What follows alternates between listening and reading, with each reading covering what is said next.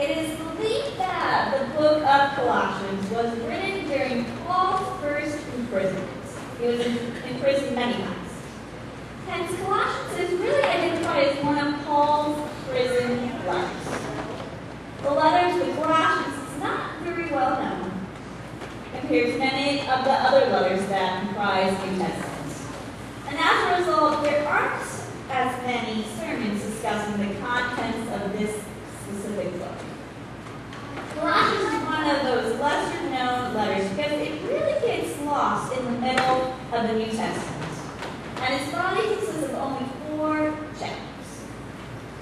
It was originally believed that Paul was the author of Colossians, but many modern-day scholars believe that an early follower of Paul penned the words of Colossians on behalf of Paul, instead of Paul himself writing the actual document. Nowadays, if one were to write a document and claim it as someone else's work, then that person would be deemed a liar. They'd be severely punished and possibly even sued. They didn't have that back then. However, back then in the first century, such a practice was commonplace. It was common for a follower or a disciple to write a certain document and attribute it to their teacher or mentor, because by doing this, they would add credibility and notoriety to the words and ideas that were written. The author of the scripture writes these words because the Colossians were being influenced by outer forces and lesser gods that were distorting the trueness and greatness of Christ, and more importantly, they were taking a message that Christ taught and lived out. The author desperately wanted the Colossians to come back to Christ, to see and believe that Christ is above everything and everyone else. Christ is the beginning, Christ is the end, and Christ is in everything in between. Compared to all others, Christ is supreme and has authority over everything. To further this point, in the first few verses of our scripture, the author mentions the existence of Christ since the creation of the world. Christ did not simply show up some 2,000 years ago, but Christ was with God at the very beginning of time.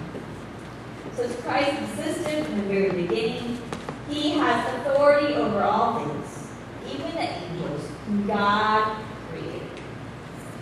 Because Christ's authority by God has raised him, Christ is the head of the church. Jesus is the glue that keeps it all together. Christ is what unites us, each to the other. Christ is what makes us one, even when we are so very different.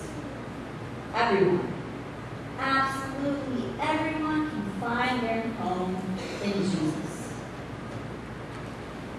The writer then goes on to say what Christ has done on behalf of us. Through death on the cross, Jesus has brought each and every single one of us into God's presence, and because of this, we have all experienced new life, a good and holy life that does not exist apart from God. As thanks to Christ's amazing acts on our behalf, we are to remain faithful to Christ and his teachings above all else. When we do remain faithful to Christ and his ways, we show our devotion to him. Nothing, absolutely nothing, is to discourage us from following in the footsteps of Christ. At the end of our scripture, we really get to the crux of what the writer of this text wants to tell us the most. And in my opinion, it's the most important message in our scripture. It sums it all up. The author states that the message, the gospel message that Jesus taught and preached is available to all to witness to believe in, and to live into. And this message that comes from Christ himself is this. Christ is in you. So therefore, you look forward to sharing in God's glory. Concentrate on Christ. Nothing more, nothing less. And then all that is preventing you from fully committing yourself to Jesus, let that all melt away. Don't pour your energy into actions and thoughts and people that do not truly reflect Christ and His witness and message, because it's not worth it, and it only leads to disappointment. True fulfillment comes from putting energy and time and resources towards all things Christ.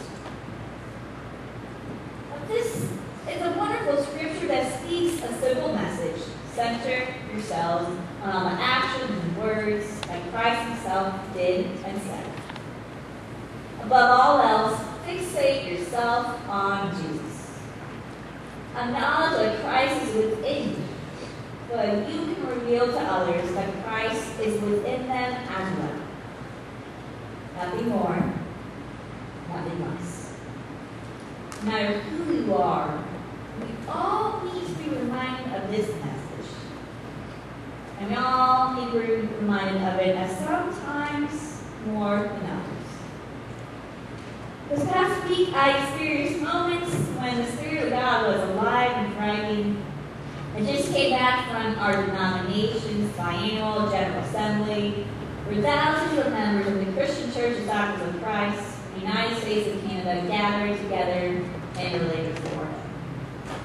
During the days we gathered, we worshiped together, we listened to incredible and wise speakers, we participated in inspiring workshops, we shared in fellowship with old friends and made new ones.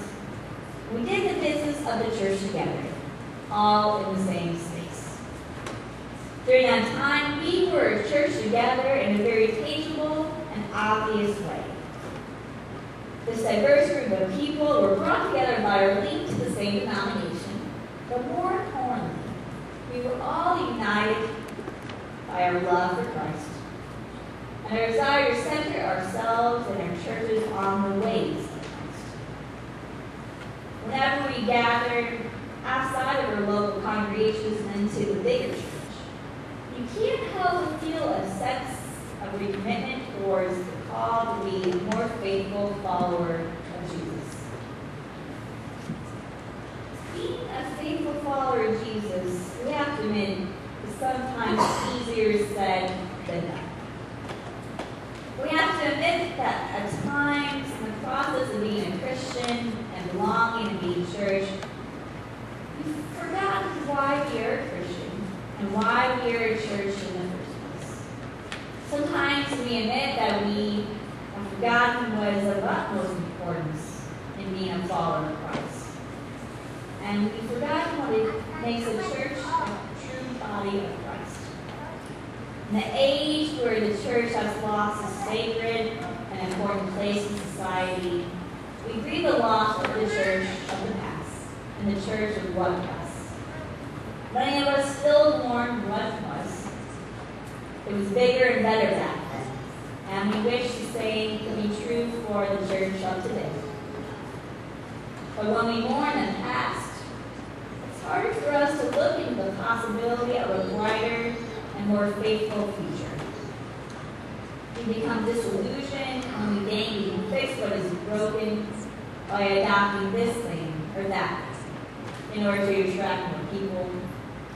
We become disillusioned when we think we need to copy what others are doing.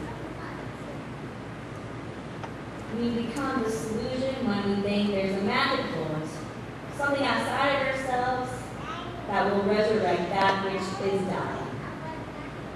Now, Jesus' message was never about adapting a new ministry or copying what others did.